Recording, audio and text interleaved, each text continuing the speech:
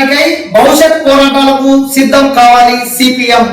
Kurnool new city కార్యదర్శిగా రాముడు, మరో 6 మందితో కార్యదర్శి వర్గం, 19 మందితో నూతన కమిటీ ఎన్నిక. కర్నూలు నగర 3వ మహాసభను విజయవంతంగా ముగించుకున్న సిపిఎం నాయకులు మహాసభలో తీసుకున్న పలు నిర్ణయాలను సోమవారం కల్లూరు సూర్యనారాయణ భవన్ లో నిర్వహించిన విలేకరుల సమావేశం ద్వారా వివరించారు.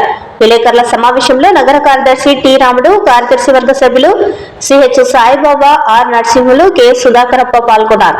ఈ సందర్భంగా వారు మాట్లాడుతూ కర్నూలు నగరంలో కొత్త కాలనీలు ఏర్పడి విస్తరిస్తున్నందున ప్రజలకు సరిపడా తాగునీరు కూడా అందడం లేదని అన్నారు. అందుకోసం కర్నూలు నగరంలో తాగునీటి సమస్య పరిష్కారానికి 2వ సమ్మర్ స్టోరేజ్ ట్యాంక్ నిర్మాణాన్ని చేపట్టాలని అన్నారు.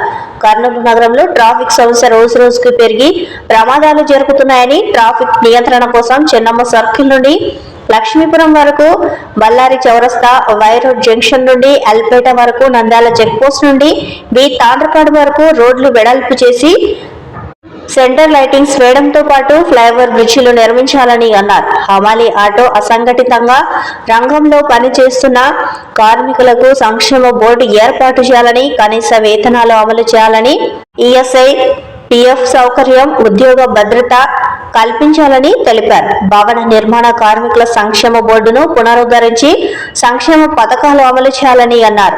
కర్నూలు నుండి ఓరవకల్లు మీదుగా విజయవాడకు కొత్తగా రైల్వే లైన్ వేసి రైలు నడపాలని తెలిపారు. మహాసభలో నూతన కమిటీని 19 మందితో ఎన్నుకోవడం జరిగిందని అన్నారు. నూతన నగర కార్యదర్శిగా టి రాముడు, నగర కార్యదర్శి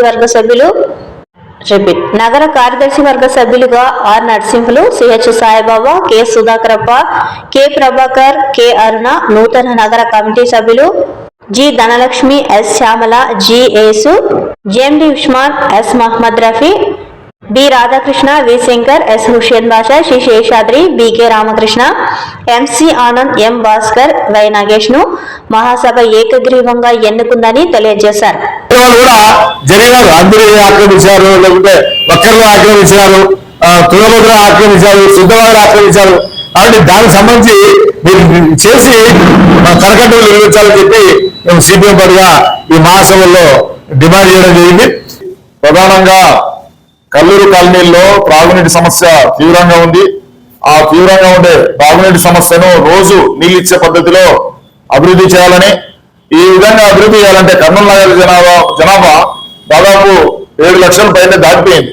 7 లక్షల జనాభాకు అనుగుణంగా గతంలో గఫూర్ గారు ఎమ్మెల్యే ఉన్నప్పుడు అప్పుడుండే జనాభాకు అనుగుణంగా సమ్మర్ స్టోరేజ్ ట్యాంక్ ని ప్లాన్ చేశారు. ఇప్పుడు జనాభా విస్తరిస్తుంది. గ్రామాలు, చుట్టుపక్కల ఉండే మండల గ్రామాలు కూడా కర్నూలు కార్పొరేషన్ లో విలీనమైనవి. జనాభా పెరిగింది. జనాభాకు అనుగుణంగా నీళ్లు ఫిల్టరేషన్ చేసి మంచి నీళ్లు ఇవ్వడం అనేది లేదు. అలాగే ట్రాఫిక్ సమస్య చాలా తీవ్రంగా ఉంది కర్నూలు నగరంలో. దానికి ఫ్లైఓవర్ బ్రిడ్జిలు వేయాలని, అలాగే మన రోడ్ల విస్తరణ కార్యక్రమాన్ని చేపట్టాలని. ప్రధానంగా చూసుకుంటే మనం చెన్నమ్మ సర్కిల్ నుండి లక్ష్మీపురం వరకు అంటే కర్నూలు కార్పొరేషన్ లిమిట్ అది. అక్కడ దాకానన్నా మనం రోడ్డు విస్తరణ చేసి సెంట్రల్ లైటింగ్ ఏర్పాటు చేయాలా. రోజు రాత్రుల పూట యాక్సిడెంట్లు జరుగుతున్నాయి. ఈ రోడ్డుతో పాటుగా వైరోడ్ జంక్షన్ నుంచి అక్కడ ఎల్పేట వరకు కార్పొరేషన్ ఉంది. ఆ రోడ్లో కూడా రోజు పెద్ద వాహనాలు తిరగడం వల్ల ఉన్న రోడ్లన్నీ శిథిలమైపోతున్నాయి. కనుక మేము ఈ 2 రోడ్లని విస్తరణ చేయాలా. దాంతో పాటుగా నంద్యాల చెక్ పోస్ట్ నుంచి తాండ్రపాడు వరకు రోడ్డు విస్తరణ చేసి సెంట్రల్ లైటింగ్ ఏర్పాటు చేయాలా. ఈ ఇటు పక్కనేమో 4 లైన్స్ వర్క్ నడుస్తుంది. కనుక ఈ విధంగా రోడ్ల విస్తరణ చేయాలా.